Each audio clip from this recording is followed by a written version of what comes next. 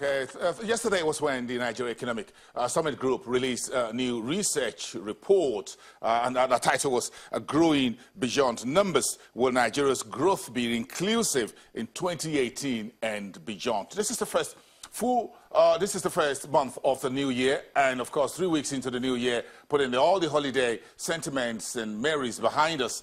Folks are now looking at the state of the economy. We don't have a federal budget yet in place. We're not likely to have the MPC is not holding this month, or that is forgone. So those folks who are technocrats and investment research analysts are now putting the outlook together and showing everyone what the guidance will be in terms of the economy for 2018 and beyond. So let's get Dr. Segun Omisaki, who is the head of research at the NESG, to talk to us. He's also live from our Abuja studios. Dr. Omisaki, good morning, and it's good to have you coming through to us on this particular discussion about the state of the Nigerian economy. Of course, we all know where we're coming from in terms of the 2017 numbers.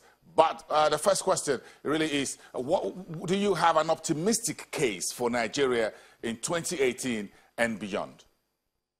Good morning, thank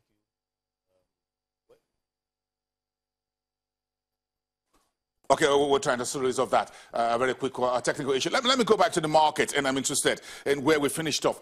Yesterday on the stock market, we saw the basic numbers earlier. Let's go to the oil and gas listed stocks and saw how that sector came down about 0.1% after we've seen a rally of nearly 2 weeks in the listed oil and gas. Forty Oil dragged the market. One of the bellwethers dragged that subsector 0.42%, less than 720,000 shares at 51.78, a little bit lower than 52 naira per share. Double One PLC gained about 5%, a very small volume. If you know the structure of the shareholding of Mobil Oil, now Double One PLC, these are block holders.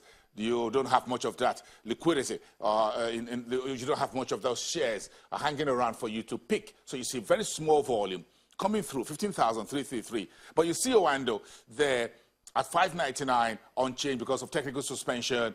13.968 million ordinary shares. And some folks on Twitter were asking yesterday, why are investors still interested? ProShare was asking yesterday, why were investors still interested in Owando despite all its problems?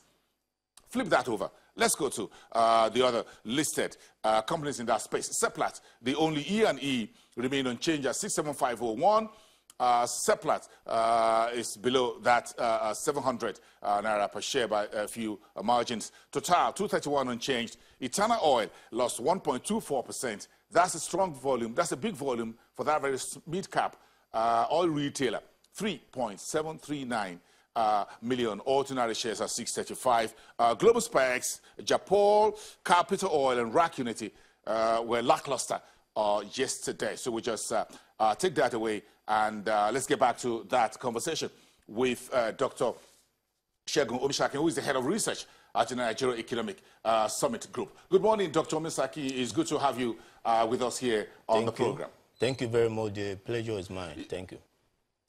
Yeah, my first question is that, does this research report that you launched, NESG launched yesterday, give us an optimistic view of 2018 and beyond? Yeah, exactly. As you made mention in your report, we see that the Nigerian economy, after the recession, picked up in the second quarter 2017, and then the movement has been upward since then. And everyone, research analysts, the policymakers, or business people, are very optimistic in this year that things will turn around to be very good. But the basic question that we are interested in asking is not that we're going to grow. Yes, we're already growing. There may be different numbers out there as regards to what exactly the number of growth will be. But we all know, whether from the business perspectives of the government signals of business environment, everything, we all know we're going to grow. But do we wait and ask ourselves this question? So what happens when we grow? What happens to those massive issues that we've always been, leaving behind? What happens to the social inclusion? What happens to the economic inclusion? What happens to the rate of unemployment? What happens to the misery index? What happens to different infrastructure decay that we already, I'm experiencing? You will recall also that there was a statistics released by the United Nations that Nigeria will grow by, will be around 410 million. Come 2050. So if we continue to narrate our development around growth numbers by 2050, and we have 410 million, what will happen to us? That will be a very serious demographic situation that we may not be able to, to deal with. So this is the spirit behind the report, and that's why we are asking the question that we need to start looking at what really matters beyond growth and numbers. Okay. Now, these are the things that really matters, and this is what you put out in your press statement, paragraph 2 of the press statement you issued yesterday when you launched the report. You said that your report highlights 3 pillars of inclusive growth, which we're still going around: high unemployment, okay, poverty rates, and then how we have social inclusion and creation of social safety nets. What are the scenarios we're looking at here in terms of macroeconomic projections for 2018 and beyond? Yeah, we had 3 scenarios. We looked first at the optimistic scenario and the business as usual, and then we look at the pessimistic scenario.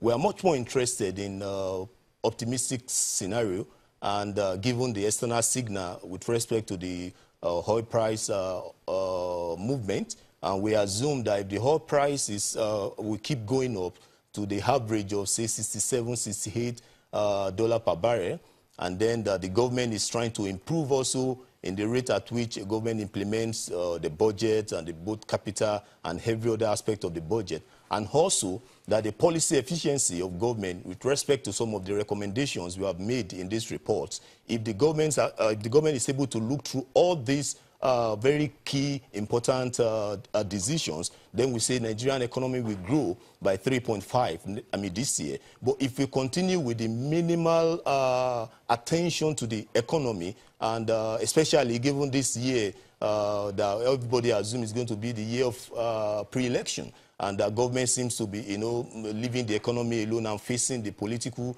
aspect of it, we think the Nigerian economy will grow by 2.2%, given the better side of the oil price and the peace, relative peace we have in the Niger Delta.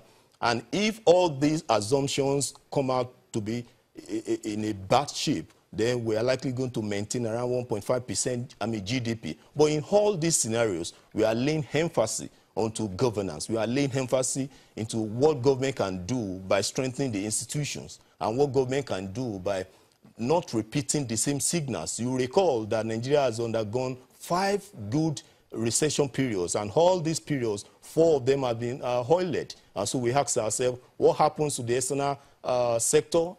Are we going to keep exposing our economy to this shock? And that is why the question of growing beyond number is very, very important.